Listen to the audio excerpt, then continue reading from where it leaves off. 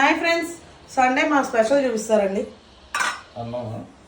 అన్నంగా first అన్నం పెట్టుకుంటున్నా, వేడి వేడి అన్నం.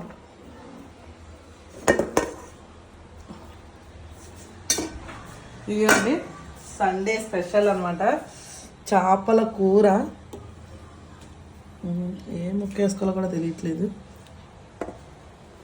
వావ్,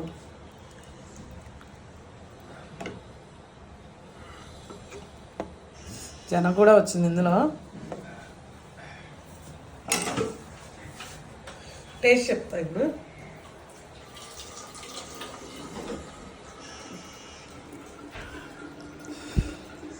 కాలిపోతుంది వేడి వేడిగా.